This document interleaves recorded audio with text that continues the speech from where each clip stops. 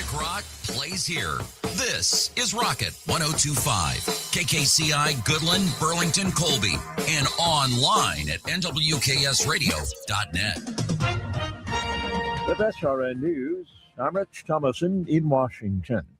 Taking a glance in the rearview mirror and looking down the road ahead, President Trump preparing to deliver a year-end address to the nation. He'll do so tonight from the White House. He's taking his pressure campaign against Venezuela's dictator to the next level. President Trump has ordered a blockade of sanctioned oil tankers into and out of Venezuela. About a dozen GOP lawmakers in competitive districts are upset with House Speaker Mike Johnson. Johnson says the House will not vote to extend Obamacare enhanced subsidies that the Democrats had set up to expire in 2 weeks. First-degree murder charges, 2 of them, will be brought against Nick Reiner in the deaths of his parents. The 32-year-old may be making his first court appearance later in the day today. On Wall Street, the Dow futures are up 106 points. NASDAQ futures 114 points higher. More details, srnnews.com. If you are 65 or older, you know this. Inflation is hitting everyone hard right now, especially when it comes to healthcare. Over the last 10 years, healthcare costs have skyrocketed by, get this, 230%. If you have Medicare Parts A and B, you know there are still out-of-pocket expenses like deductibles and co-payments, and they really add up. But here's some good news. MediShare 65 Plus is designed to fill in those gaps and help protect you from rising healthcare costs. At only $99 per month up to age 75, you get peace of mind at a price you can afford. And MediShare is trusted, too. It's been around 30 years. It's not some big impersonal thing. It's a community of people helping each other, business owners, pastors, retirees. People love it. MediShare 65 Plus just makes sense. To learn more, give them a call. They're great to talk to. They'll offer to pray with you each time you call, too. Call now, 833-SHARE-55. That's 833-SHARE-55. 833-SHARE-55. Looking for insurance that actually puts you first? At the insurance agency in downtown Goodland, we're independent, which means we work for you. Whether it's auto, home, crop, or business, we shop top carriers to get you the best coverage at the best price. No pushy sales, just honest advice from people who live right here in your community. Give us a call today at 785-899-5011 or stop by 1020 Main in Goodland and let's get you covered. The Insurance Agency. Insurance the way it should be. Merry Christmas from the Farmers State Bank in Oakley. We invite you to stop into our lobby for coffee and cookies throughout the month of December as our small way of saying thank you to our loyal customers. We appreciate your business in 2025 and throughout our 118 years of community banking and look forward to serving you in the new year. Farmers State Bank of Oakley, member FDIC. With NWKS Radio News, I'm Connor Schuh. Colby Community College's on-campus and distance learning veterinary nursing programs recently earned continued full accreditation from the American Veterinary Medical Association Committee on Veterinary Technician Education and Activities. The AVMA-CVTEA is the accrediting body for the profession, and most state regulatory boards require graduation from an accredited program for graduates to be eligible to sit for the Veterinary Technician National Examination. The accreditation process includes a comprehensive programmatic self-study and an on-site evaluation by veterinary professionals who assess curriculum, faculty qualifications, student outcomes, facilities, and resources. Colby's on-campus veterinary nursing program, established in 1969, and its distance learning program, launched in 2012, are both fully accredited. Colby is one of 6 colleges nationwide to offer a program both face-to-face and online. For these and other stories, go to nwksradio.net. Today we'll have dangerous fire conditions. There's a high wind watch is in place for tonight and tomorrow. Skies will be partly cloudy with temperatures reaching in the mid to upper 60s. Those southwest winds will increase 20 to 30 miles per hour with gusts of 45. The red flag threat exists out in eastern Colorado. Nonetheless, no outdoor burning. This evening, a strong cold front will move through. Expect an immediate shift to the northwest with the winds gusting 50 to 60 miles per hour. Temperatures will fall into the low to mid 30s overnight. And then tomorrow, the peak wind gusts will be later in the morning to early afternoon, where we could have 60 to 80 mile an hour winds. Thus, brownouts and near zero visibility from blowing dust are possible. Travel will be treacherous, especially for high profile vehicles out there on highways and I-70. Also could be the potential for downed power lines, and temperatures will be much colder in the low to mid 40s. This meteorologist Chris Schrumick of the NWKS Radio Weather Center. If you're shopping for a banking institution, visit with Equity Bank of Hoxie, Grinnell, and Quinter, Kansas. The Equity Bank is heavily invested in local business and activities contributing in many ways back to their community. Their employees are involved with many organizations and area events. Plus, a lot of experience comes with that staff. You'll find valuable local assistance when you bank at the Equity Bank of Hoxie, Grinnell, Quinter, and other locations in Western Kansas. The Equity Bank, member FDIC. Need a porta potty or septic pumping in Northwest Kansas? Call Topside Portables and Pumping, your local family-owned crew. They've got clean, reliable toilets for weddings, farms, and job sites, plus full septic services, RV waste, fertilizer tanks, and more. Available 24/7, because when nature calls, they answer. Call 785-728-8089. That's 728-8089. Topside Portables and Pumping. Reliable, local, clean. This holiday season, jolly old St. Nick and his helpful elves at Hoover Lumber Ace Hardware are stocked up and ready to make Christmas merry and bright. From festive decor and handy tools to gift cards and great stocking stuffers, they've got something for everyone. Go bigger with Traeger or Weber grills or even Blackstone griddles, Yeti coolers, or powerful Ego snowblowers that make winter easy. Make holiday shopping simple. Shop local at Hoover Lumber Ace Hardware in Goodland and Colby. The holiday season just got brighter at Hurl Chevrolet GMC in Goodland. Wrap up the year with 0% for 36 months on all 2026 Chevrolet Trailblazer and Equinox models. Or slide into a new GMC, 1.9% for 36 months on a 26 Arcadia, plus up to $7,000 in rebates on a 26 GMC Sierra 1500 Elevation with Turbo Max with eligible trade-in. Big savings, big style, and big holiday cheer. Only at Hurl Chevrolet GMC in Goodland, Kansas. Stop in today or visit online at hurlchev.com. Looking for insurance that actually puts you first? At the insurance agency in downtown Goodland, we're independent, which means we work for you. Whether it's auto, home, crop, or business, we shop top carriers to get you the best coverage at the best price. No pushy sales, just honest advice from people who live right here in your community. Give us a call today at 785-899-5011 or stop by 1020 Main in Goodland and let's get you covered. The insurance agency. Insurance the way it should be. Are pests making your home or business uncomfortable? Call Pestaway in Goodland, Kansas, serving all of Northwest Kansas. They provide top-notch pest control services to keep your space safe and pest-free. From ants to rodents, termites to spiders, our expert team is here to help with effective, safe, and affordable pest control solutions. Don't wait. Call Pestaway today at 785-728-7166 for fast, reliable service. Your home or business deserves the best protection. You ready? One, 2, 3, 4! It's time for the Morning Blitz with Ross Volkmer. The amount of money getting thrown around to quarterbacks who haven't done diddly squat is amazing to me.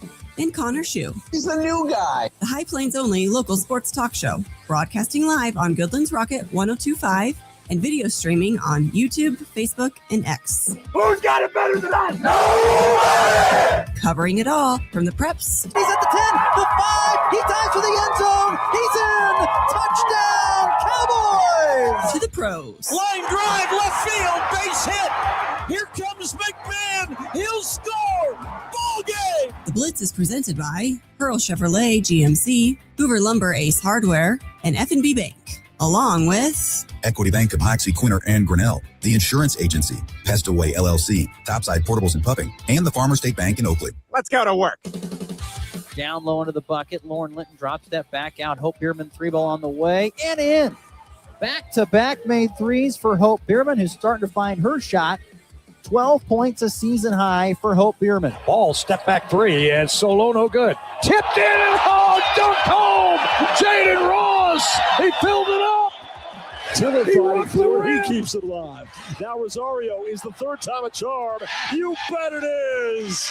All those offensive rebounds, and finally the 3-ball fall. Petty defending Brunson. Oh, the handles, the find, the bucket for Kolick. That was nice all around. Out to Tejada. His pass intercepted by Council. This could be fun. Melvin, a two-hand jam.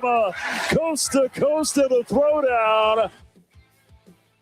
Good Wednesday morning, everybody. We are the Morning Blitz. Good on broadcasting Goodland's Rocket 1025 and WKSradio.net. Glad you decided to join us here on this December the 17th. Connor Schuh, Ross Volkmer. Excited to be with you here for a full next 50 minutes of the program here. And who knows, if we get a little long-winded, it could go a little bit longer than that. It happens from time to time on this program, but glad you decided to join us here on this Wednesday morning. Once again, want to remind folks, weather-wise, going to be a nice day today, 61 degrees, but as we get towards the end of it, from what they're saying, getting towards the end of it, and then all through Thursday, high winds. 3-hat day, according to Curtis Duncan, starting tomorrow. So get your hats out. Lots and lots of wind to be prepared for this upcoming next few days. You got your hats all prepared there, Connor Schuh? They're all stacked up somewhere over here. Got to throw them on because Curtis used to explain. He'd say, "Well, you need a 3-hat day because when one blows off, that means you have another 2 left to go." And so then when the other one blows off, you still have a hat on. So what happens when the last one blows off? No, you need a 4-hat day. Then I guess is what you need at that point in time. So yeah, nonetheless, it's going to be extremely windy. Could cause some very interesting travel situations. So please be prepared for that. But we got some high winds coming to the tri-state region. It's the entire tri-state region. It's Nebraska, southwest Nebraska, northwest Kansas, even western, and then into east and east central Colorado. And then I've seen it could have impact all the way pretty much across Kansas, going all the way as far east as like Lawrence. I've seen possibilities of it being, winds anywhere from 45 up to 60 miles per hour, and then gusts higher than that. So I better buckle up on my drive Thursday. Yeah, you've got to. Yeah, you may want to. I don't know. What are you flying out Thursday? I have decided to drive home. Oh, you're driving home for the holidays. Yes. Oh my. I feel like there's going to be some flight cancellations. I'll bet. There might be. I don't know on that. See some maybe. Maybe some of the takeoffs in central Kansas, which there's not a lot of big time airports, but there could be a few delays, I guess, at Hayes or something along those lines. We'll see. Maybe. I don't know. What if it stretches to Denver? That's the question. I don't know. I don't know how far west it goes. I don't know if it goes all the way to Denver or not. From what I've seen in the graphics, I'm not for sure if it reaches all that far west. But like I said, if you are pretty much from, eastern Colorado through, like I said, almost all the way to eastern Kansas, not quite. I think you're going to be impacted somewhat by the winds on this upcoming Thursday. So be prepared. You better buckle up, bucko. My car's low to the ground. Yeah, that's good. You're not driving a high profile bus or minivan or van or something like that. So that's good. And don't have anything strapped to the top. No. Keep it all in the cab. Definitely not this time. So be prepared. Very, very, very, very windy times coming up here on Thursday. But past that, though, weather going to be okay. I think we got nice temperatures here, at least not going to be super cold. Temps at around the 50s, it looks like, for the foreseeable future for what I've seen at this point in time. So anyway, today's program, we're going to talk some wrestling. Colby High School wrestling coach, good friend of the program, Cole Garcia, is going to join us coming up here in segment 2. It was a great weekend this past weekend for Lady Eagle and Colby Eagle wrestlers. At their own Lady Eagle and Colby Eagle Invitational. So we'll be talking to him about that and his expectations for the season for Colby Wrestling. We'll get into some thoughts. Well, not many thoughts. I mean, Kansas beat the pants off of Towson, and they didn't even need Darren Peterson to do it. That's coming up in segment 3. We're going to talk some college football playoff predictions. The college football playoff gets rolling on Friday, for those who don't know. So the CFP gets going. We're going to make some predictions, whether that be, looking at the bracket and kind of picking our bracket as we go along. So we'll do some college football playoff predictions here in segment 1 in just a little bit. But first, last night, another night of high school basketball, in the books. Back to the regular season we go after a weekend of tournaments. I tell you, for some teams, it's been a lot of basketball here early on. I can remember in previous years, they'd play a game Friday, no games, and then tournament weekend, and then just a game Tuesday, and then it would be holiday break. It's kind of how it started. You kind of get like 5 games in before Christmas break. This year, way different. Teams are getting more games in. Still got games coming up on Friday for most teams. Goodland's going to have 3 more games, Thursday, Friday, Saturday, going over there at Rock Creek High School. So lots of basketball being played, including at the event center last night where Connor Schuh was covering Colby and Holcomb. Holcomb gets it done in both games. I got to say the surprising one to me was the girls' game. 41-39. Colby only loses by 2 to a top 5 ranked Holcomb team last night. I was impressed. Tell me about the games last night, Connor. Well, it's funny how both unfolded because each game was honestly the exact opposite. The girls' game was a 12-point game at half. Colby had only scored 8 points. So we dropped 31 in the second half and held Holcomb down to what? That would be 21. So we outscored him by 10 in the second, and it came down to the very end. We were down 5 pretty late. It was like 10 or so seconds to go. And I forget who was shooting the free throw, but she missed the second one for Colby. Shaylee Holzmeister got the offensive rebound. Kick out. Harper Vaughn hits a 3. It's a 2-point game. We foul as soon as they inbound. They go to the line, and I think it was their best player. I think it was Delilah Galliard, I'm pretty sure. One of their best players, one of the 2 sisters on Holcomb. They can score. And she was at the line, misses both free throws. There's only 2 seconds to go, and we couldn't get a shot off on the press. It was tough. And then the boys' game, we were actually only down 2 at half, and we were right there the whole first half. We actually held a lead for, I think, almost the entire first quarter, but it was back and forth through that whole half. And then, unfortunately, some of our guys got into foul trouble in the second half, and then that kind of hindered our ability to stay in the game. But I was impressed with both teams. I mean, each of them hung with Holcomb the whole way, regardless of which way the score went in the second half. So I think if you can play with Holcomb, you can play with most teams. So I came away feeling confident. I was very impressed with the showing from the Colby girls. I mean, I think Holcomb's going to be a really good basketball team this year. They have a lot of experience and a lot of good players. You mentioned the Galliard sisters, Bella and Delilah Galliard, that are both really, really good. I know they lost Hallie Jones from last year, but there's still lots of good other pieces that they have.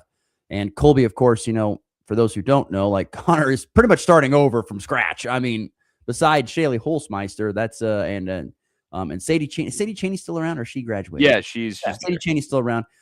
So besides those 2, there's not a lot left over from last year.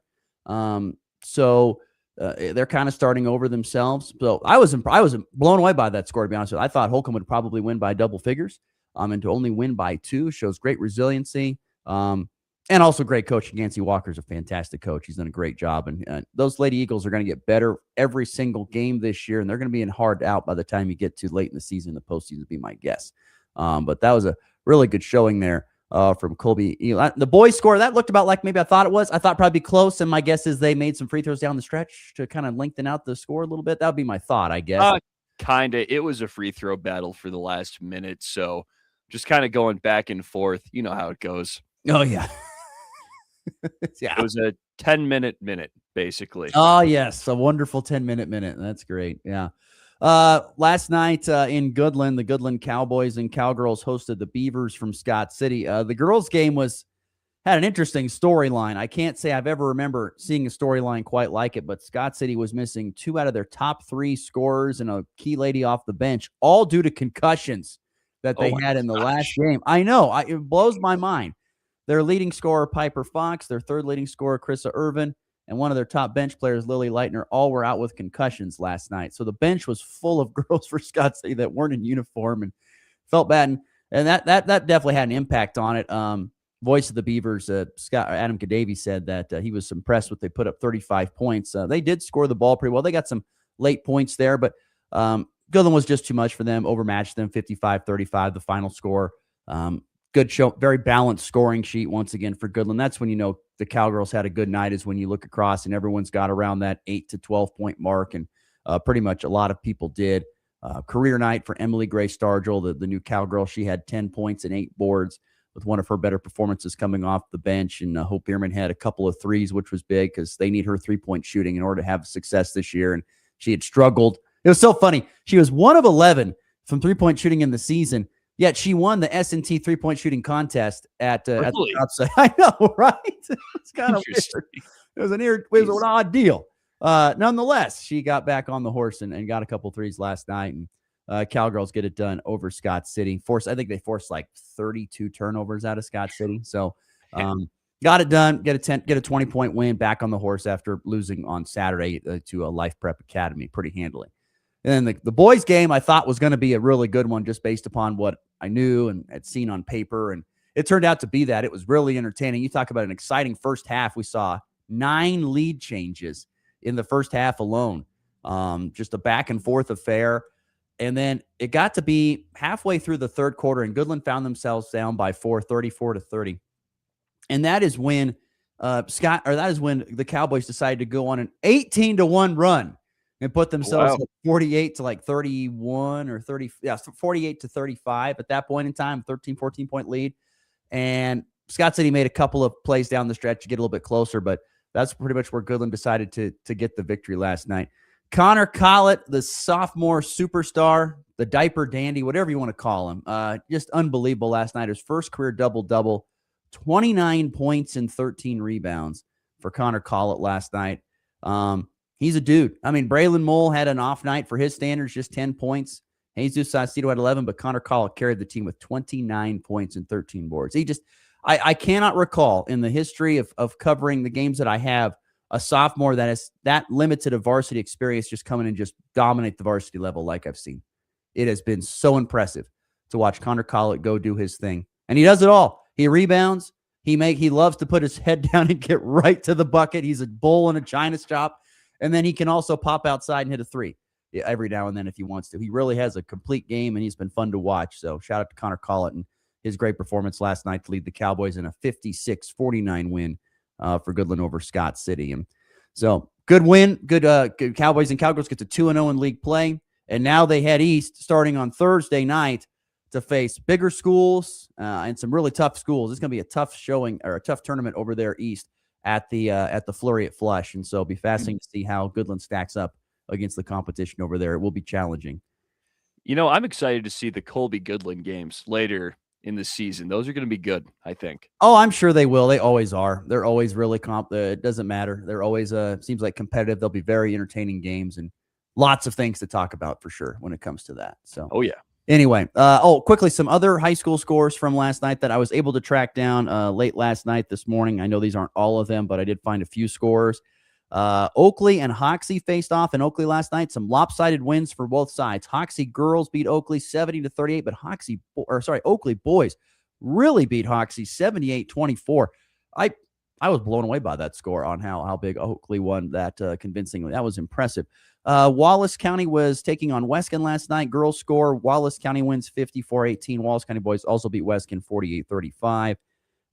Decatur Community boys beat Hill City 46-40, and Shiloh girls, they're unbeaten. Not surprising. Taylor McCarty, one of the best basketball players in the state. A 5-0 start for Shiloh, 56-47 win over Rollins County last night. A few of the other scores from the area. So high school basketball off until Thursday and Friday before and Saturday for some. And then the holiday break will be here. So let's dive in. College football playoff gets underway here on Friday night into Saturday. How excited are you for the college football playoff? Are you more excited for the college football playoff, or were you more excited for the NBA Cup? That's the question. The college football playoff. I mean, come on. I love basketball and I love the NBA, and the NBA Cup is cool, but this is the college football playoff. This is the playoff. So I think this answer is obvious. I just thought it was funny because I was reading something from The Athletic this morning. They were talking about how it was a poll question they put out. How much do you care about the NBA Cup? And it was like 65% said, not at all. Yeah, it's still getting its feet under it, but it made for some good basketball, I think. Okay. I admit I didn't watch a single lick of it, but nonetheless, the college football playoff first round gets started here on Friday night. That game will feature That is Alabama, Oklahoma on Friday night, 7 o'clock Central, 6 o'clock Mountain Time, I believe, kickoff.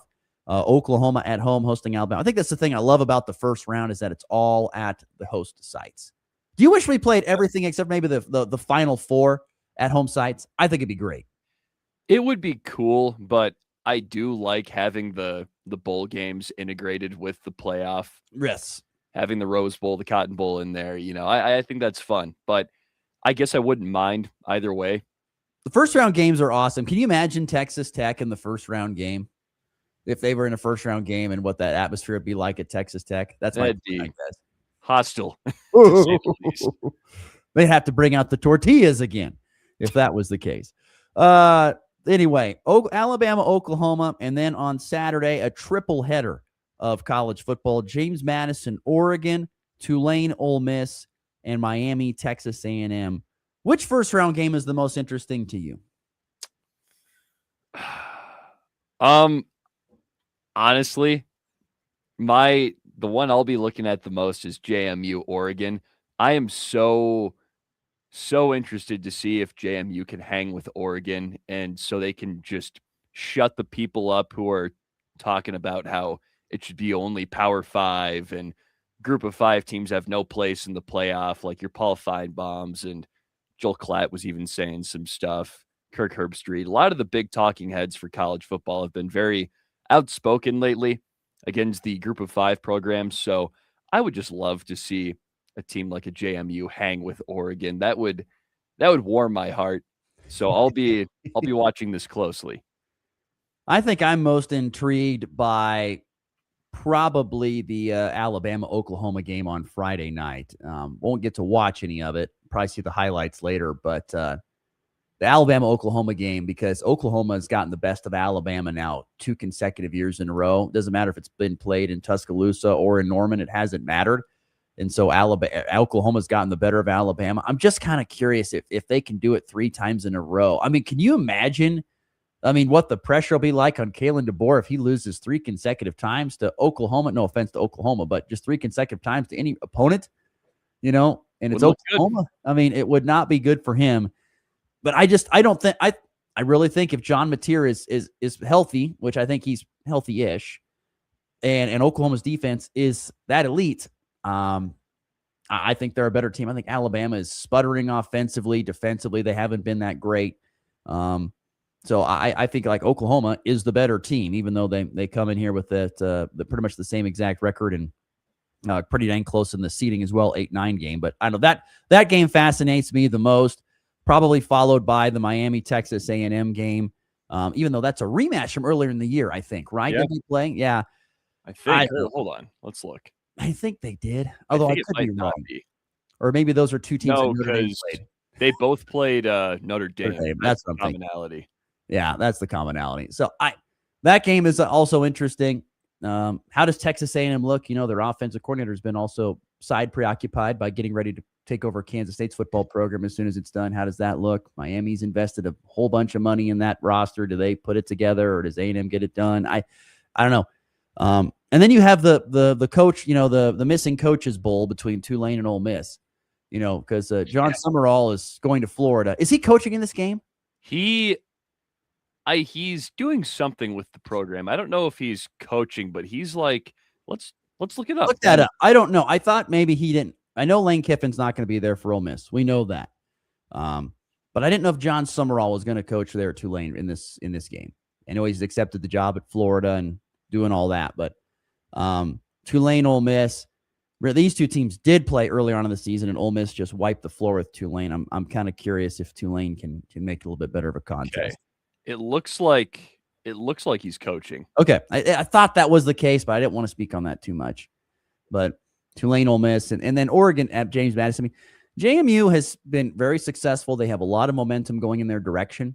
They're playing, they're playing at a high level, and they have a lot of momentum based upon all the equity they've built up over the course of the last few years. No matter who they're head, whether it's Cignetti or Chesney, or if it's going to be Billy Napier in the future, feels like James Madison has built up so much equity that they have this success rolling. And Oregon, I don't feel has been as Oregon-y, if that makes sense. They don't feel as dominant.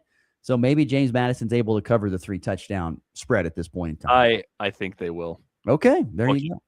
So anyway, let's make some quick predictions here, and then we'll get on to Cole Garcia. But so who are you taking in the first round? Who are your 4 winners in the first round? I'm going Oklahoma. Ole Miss. I would love for Tulane to win, but I don't think it's going to happen. And then because those Ole Miss kids are going to play hard with that new coach because they don't like Lane Kiffin, it seems. With Coach Golding, yes. Pete Golden. And then probably Texas A&M. And you know what? Let's throw down an upset. Let's go JMU over Oregon. Why not? Why not? Oh, man, interesting there. The Dukes. I think it will be a challenge for James Madison to fly across the country and play a later game in Autzen where I think the crowd will be electric. So I'm taking Oregon. I'm taking Oklahoma. I'm going to take Ole Miss as well. And I'm going to take A&M for the simple fact that I think they are going to be motivated. And when they're motivated, they're one of the best teams in the country. And I think they're going to be motivated to win this game. So give me A&M, Ole Miss, Oklahoma, and I think Oregon's going to get it done because they are at home. If this was a neutral site bowl game type thing that could happen in the next round, I might consider taking James Madison. But I think the home atmosphere at Autzen is going to be enough to get that taken care of. That's the big argument there. So you've got JMU, Texas Tech. What'd you pick? Oklahoma or Alabama? Oklahoma, Indiana? Oklahoma. And then you had Ole Miss, Georgia, and Texas A&M, Ohio State in the next round. What are your next 4 predictions? Honestly, my brain is telling me to go chalk all the way down the board. But let me just look over these matchups again. I mean, I see all these, and I feel like that top 4 is just so good and maybe not totally separated from the rest of the pack, but I feel like all those teams have a leg up on all the teams playing out of the first round.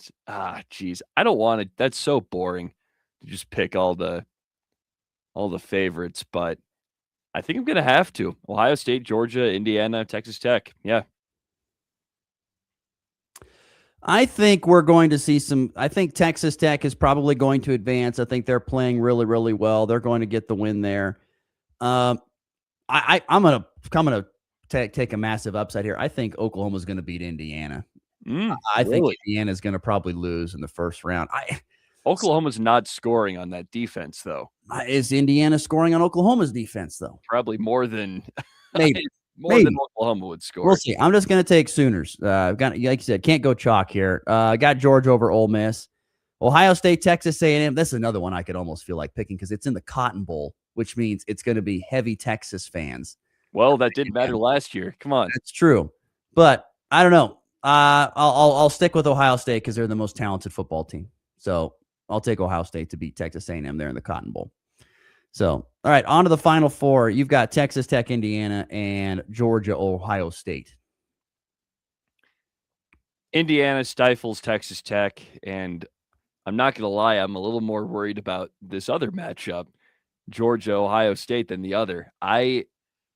Georgia, even though Indiana beat Ohio State, I think I'm a little more worried about Georgia for some reason. They scare me against Ohio State. I think they'd have a shot to beat them if this matchup comes up. But man, I think Ohio State would pull it out just by a slim margin. Going to be close. Into the semifinals, I have Texas Tech and Oklahoma, and then I will have Georgia and Ohio State playing in those. I'm taking Texas Tech to beat Oklahoma at this point in time. A little bit more rest. The money pays off for Texas Tech. They advance into the championship game. And then I'm going to take Georgia over Ohio State. I think Georgia gets it done.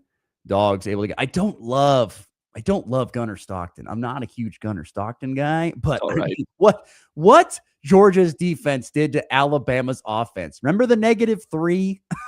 The -3? That is just impressive. Yeah, they've got a really good defense. I mean, they could maul Ohio State a little bit in that department. Not that Ohio State is going to, I think, make their hay running the ball a lot. They're going to throw it more to their great core of wide receivers. But I'm going to take Georgia in that. And I've got Georgia, Texas Tech in the national championship game, and I'm going to take Georgia. Mm. Georgia with the win. Okay. Dogs. I guess my natty would just be a Big Ten championship game. Yeah, little rematch there. Yeah, this is a very vanilla bracket. I hate it. I can't believe I did this. I don't like doing that at all, but it feels logical. And there's no stakes involved in this either. I don't know why I'm doing this. No stakes. But Ohio State beats Indiana in the rematch, and Fernando Mendoza gets sacked 10 times. There you go. Breaking news. Ohio State a winner for Connor Schuh. I think it's realistic. You can't lie. No, it is realistic for them to get if they get it matched up in a rematch, there's a good chance for them to win the rematch game. We'll see. But I think Indiana goes down in the first game. Yeah, there's going to be one team. Watch me. There's one team in that semifinal. There's a top 4 team that's going down because of that bye. They had to sit there and watch. The other team got some momentum, got some things going. They're going to beat them. It's bound to happen. Bound to happen. Watch it. Mark my words.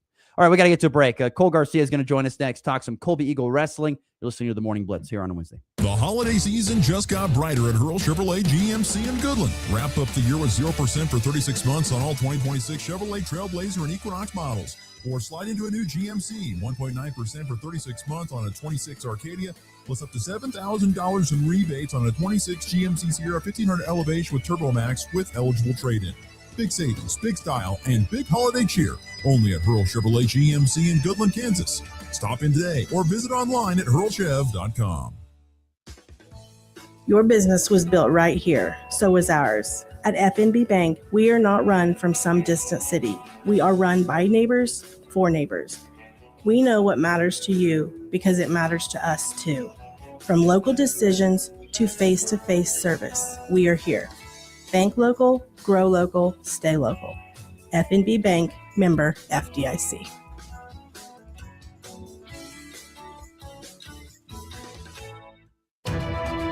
It's time for a check of the markets with the Anderson Trade Group on the Kansas Farm and Ranch Radio Network.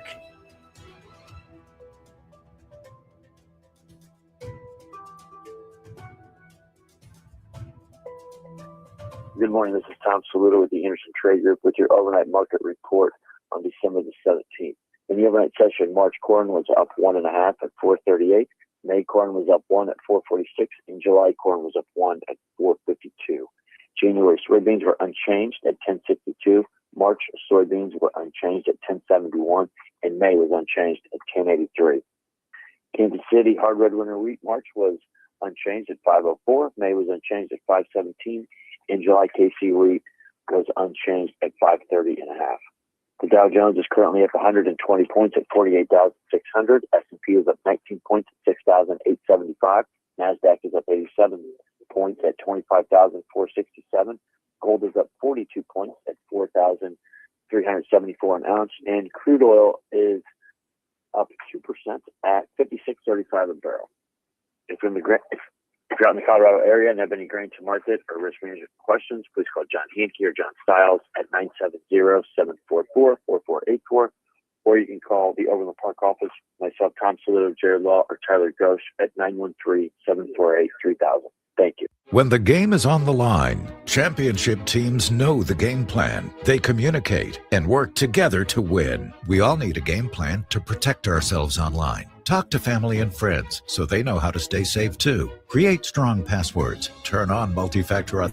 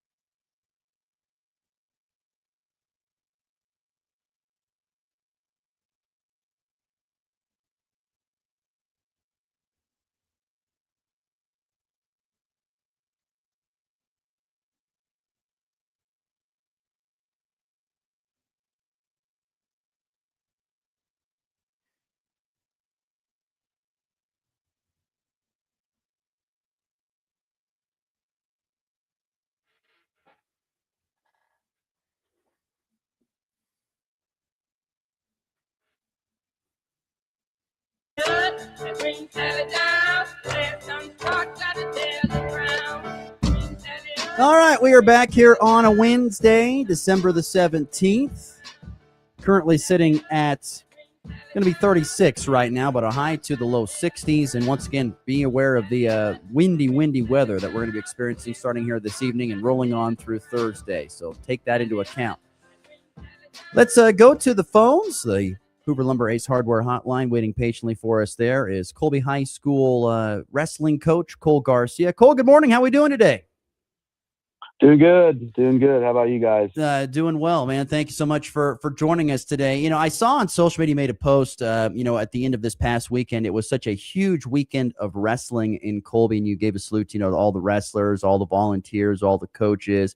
How cool is it to see a weekend like that pulled off in that community, particularly for a guy who's so entrenched in the wrestling community? It's awesome. We talk about how it's such a long weekend for us, but it's awesome to know that we have that support and that we have that many people that are willing to come out and help us and get things done. And obviously having the event center is huge.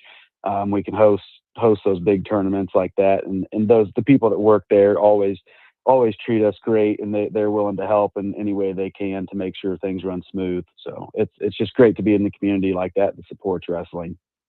Of course, the girls get first place in the Lady Eagle Invitational, and then the boys get second. Speak to the success of both those teams a little bit.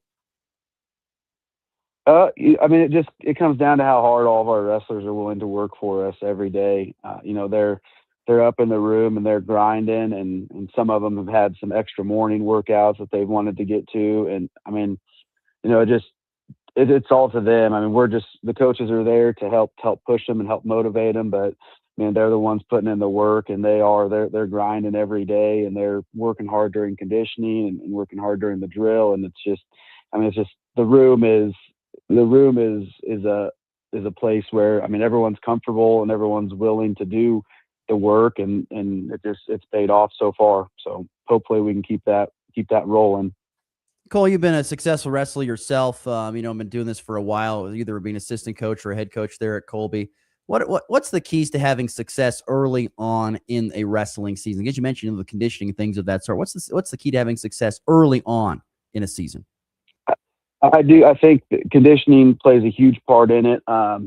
I kind of felt like last year we weren't as good a shape as the people were wrestling, and so this year we really stepped up that conditioning, and I think it paid off for us. There was a lot of times that we were deep in matches this weekend that we still had some left in the tank, and the other person was fading. And I think that's a huge part of this early on in the year is having a gas tank to last till the third period.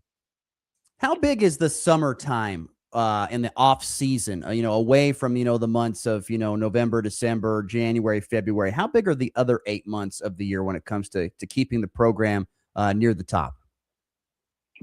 To me, that's like the time where we're able to fine tune things. It's not as much about being in shape. It's more about going through the positions and going through when I take my shot and they do this, how do I counter that? And to me, that's what the summer is for. And obviously there's freestyle and Greco that you can do, which are two closely resembling folk style, but they're different styles of wrestling. So to me, summer, like I said, is just fine tuning what you're good at and then working on areas that you're not as strong in. Cole Garcia, our guest, Colby High School wrestling coach. With the addition of the girls a few years ago, and of course with your boys, it's a huge roster that's in the room wrestling, whether it's off and on or combined together. And you got to have a great staff to do that. How important is the staff, particularly with the numbers of staff, to make sure that everyone gets the work in that they need and gets the right teaching and coaching that they need?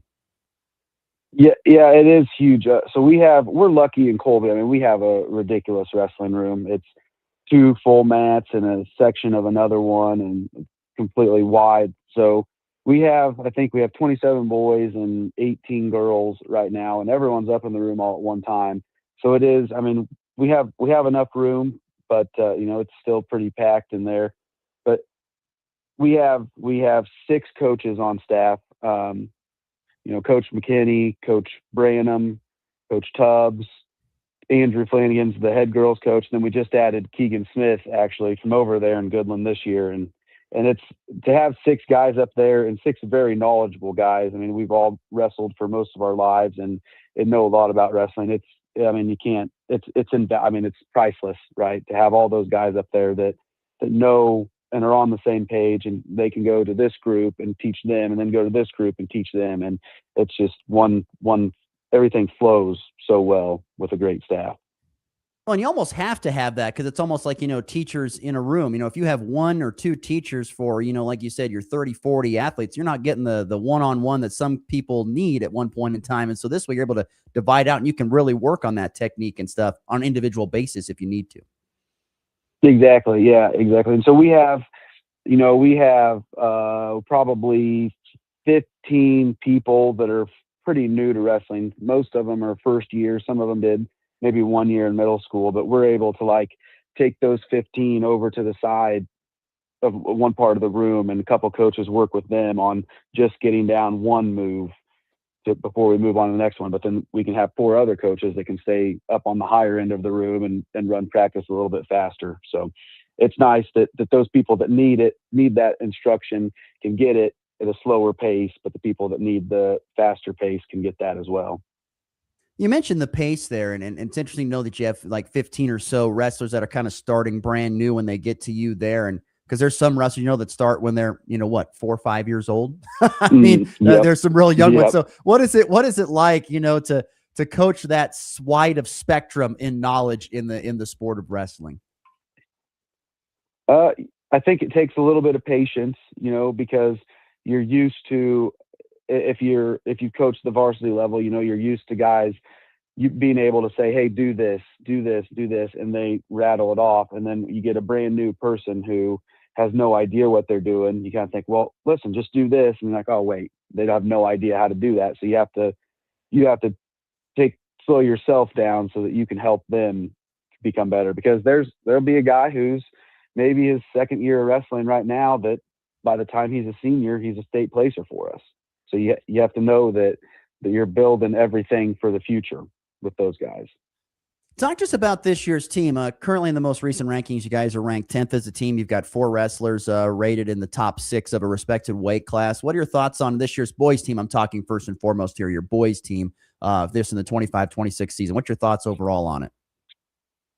We're young. Like I say, we have those guys that are ranked. We brought back some state qualifiers. Ryder's a state champ. But I think that those guys that made it to state last year are hungry to get their state medal. And then I think some of those guys that were maybe had a little bit of varsity experience last year are really looking to get over the hump and improve quite a bit this year. So, I mean, going into the Eagle Invite, I didn't really know what we were going to look like. Obviously, we went over to Hoxie and the dual score kind of got a little out of hand. So I was a little nervous about that. But then, man, this weekend, those guys, as far as the dual format went, they put everything together, and obviously it worked out for us taking second. And I feel like even that Pine Creek duel that we lost in the championship was a super competitive duel. This is kind of going back to something you talked about a couple of minutes ago, but when you get a new wrestler, are there ever tells you kind of get early on where you can see all right, this kid's going to be a really good wrestler once they fine tune some things? Yeah. With wrestling, a lot of it's just about body control. And I mean, I want to put someone somewhere against their will. And so you can kind of tell, if a person's able to control their body really well, that it's just going to take the teaching of the actual technique. If they can figure out how to move their body in a certain way, you can do a lot of damage just by having good body control in wrestling. Cole Garcia, once again, our guest here on the Hoover Lumber Ace Hardware Hotline, Colby High School wrestling coach. You mentioned the Eagle Invitational, a second place finish against Pine Creek. What were your thoughts on that finish? I know I look at it and say that's a really good showing there from your Eagle squad.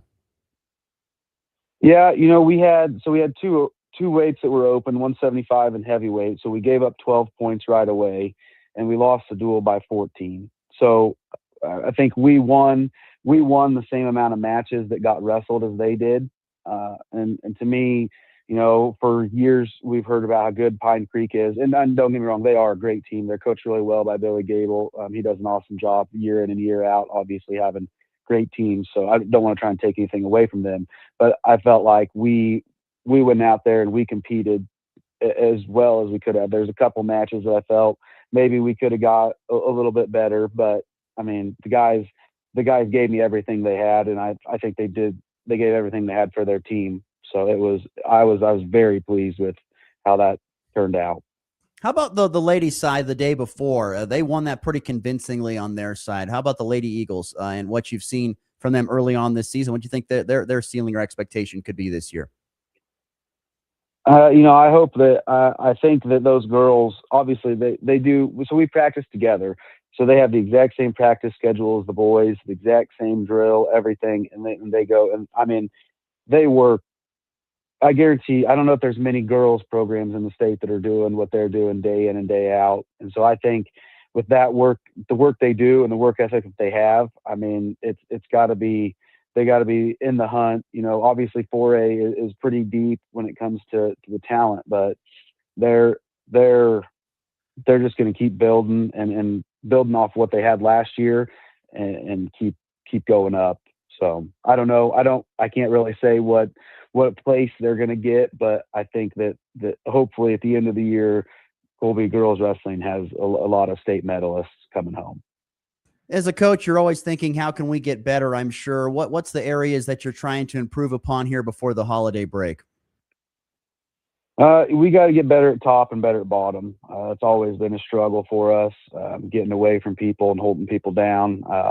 Obviously, we work a lot on our feet with the takedown being 3 points now. It's huge, but we just got to spend a little bit of time fine tuning how to ride someone and how to get back points and then how to get away on bottom.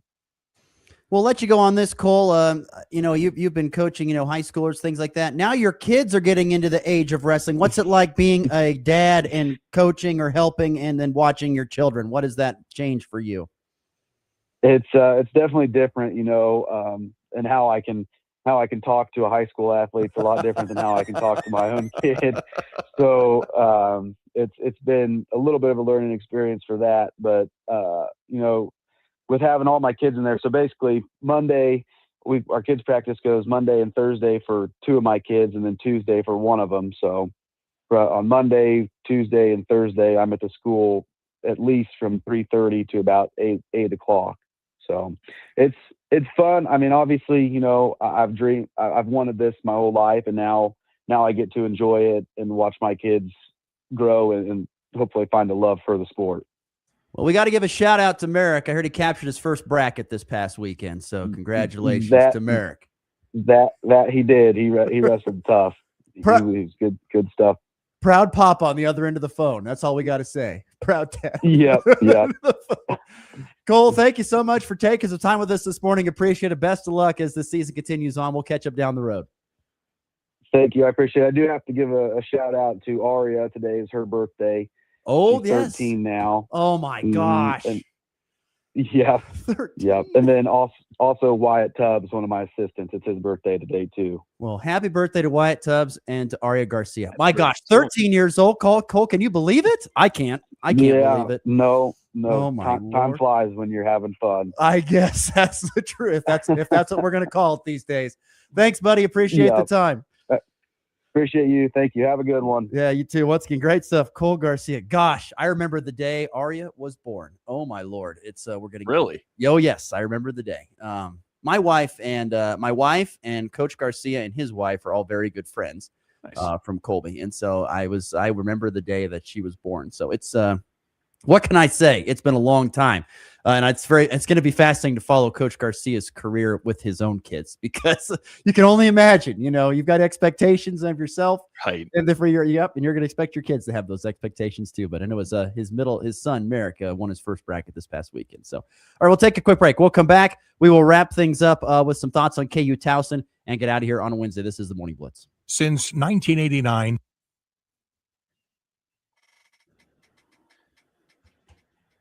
Thanks again, Cole. Appreciate the time today. Yeah, thank you, man. We'll talk to you later.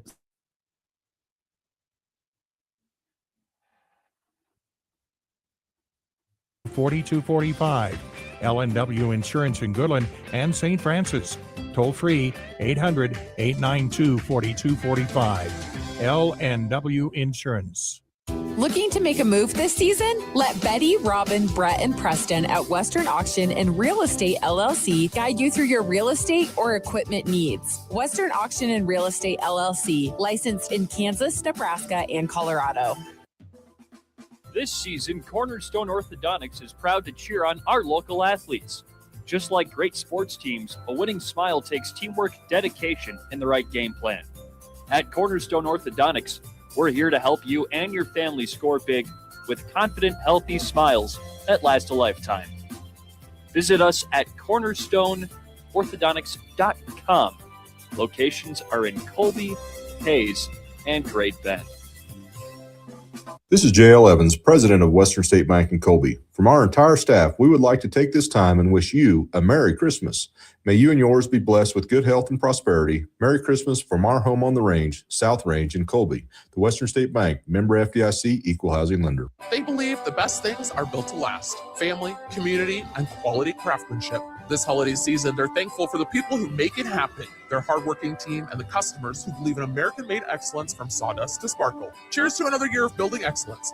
Advantage Architectural Woodwork. Join the Scooters Coffee team in Colby. We're on the hunt for energetic employees who love coffee and great vibes. A job that has flexible work hours with amazing people, amazing drinks, amazingly fast. Scooters' mission is to create an amazing experience for each life we touch, including yours. Go to scooterscoffee.com and click on careers to apply today. It's not just sports, it's your morning game plan. I don't even believe you have a plan. I have part of a plan. That is not a plan. This is the Morning Blitz.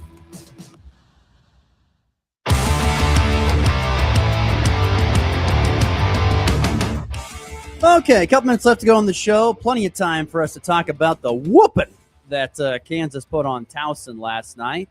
Before, I mean, they had finals to get to. You know, KU had more important things to worry about. That's right.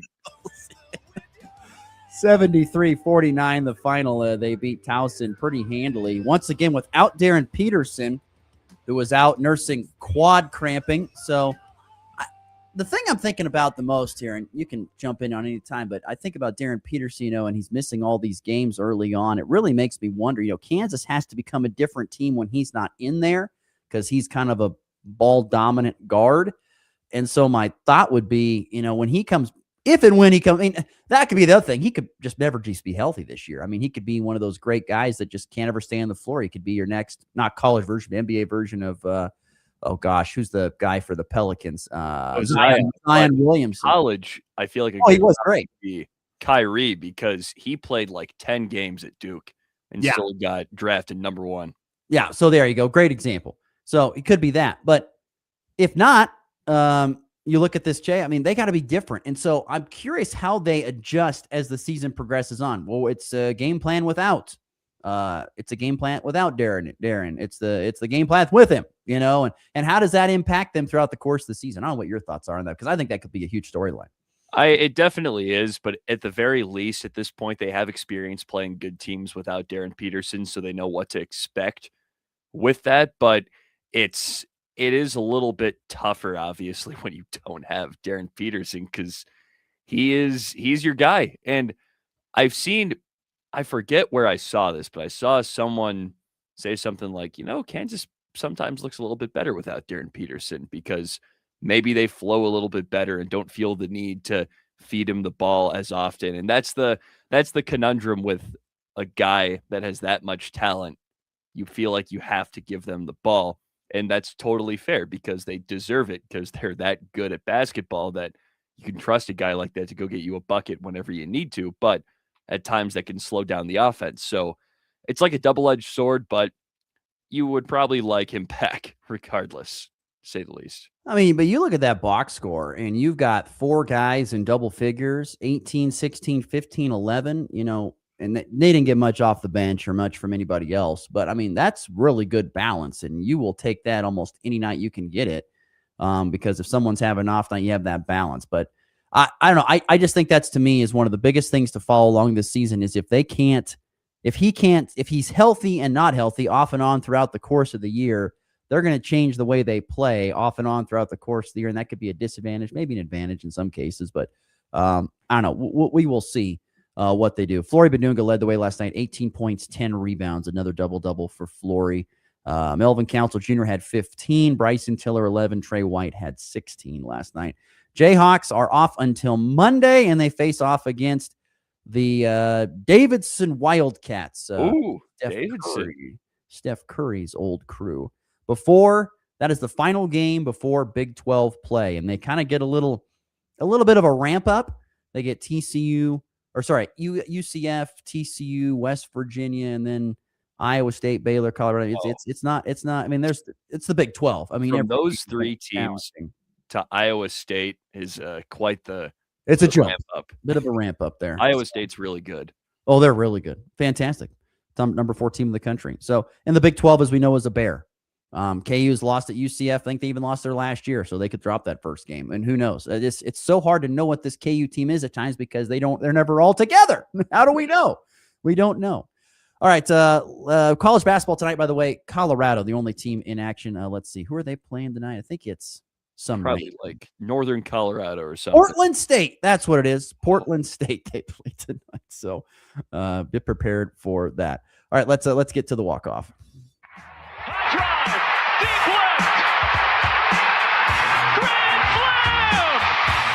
And back lifts his ball high and deep to right. How about a walk-off three? Thomas to the 10. Difference going on in New England. They win it on the first play of overtime. Mahomes flings it. It's there. Hardman. Jackpot. Kansas City. Big news yesterday in the world of portaling. Kansas State wide receiver Jace Brown announced he's going into the portal after 3 years. He was Avery Johnson's top target the last couple of years, had 41 catches, 712 yards, 5 touchdowns, and a rushing score this year, but he leaves K-State with over 115 receptions, 2,000 yards, and 14 touchdowns. So you're going to need to find a new top wide receiver at some point. Tough loss. Yeah, tough one. See, that's what makes you kind of sick about the portal era. You had a guy who was there for 3 years. Why doesn't he want to come back for a fourth? Finish up the career. He might have been a climbing guy. Probably, I guess that's a very valid point. I don't know, but that's the part of portaling that kind of makes me a little bit, geez, you're there. What's wrong? You're there for 3 years. If you're there, if you go and you're there 1 year and you don't like it, all right, go somewhere else. You got to sell the bag of bad goods. But you're there for 3 years. Something must have gone right. I mean, you were getting targets, you were getting touchdowns. Something big must have gone wrong for him to leave after 3 years. Who knows? Conversely. More money probably is what he's looking for. Also tonight, local sports, a little bit of wrestling, a duel. Colby Community College men at Otero tonight for a wrestling duel. All right, that'll do it for the program today. Thanks to Cole Garcia. Thanks to everyone for tuning in. We're back tomorrow on a Wednesday. Hope you'll join us then. This has been the Morning Blitz. Have a good one.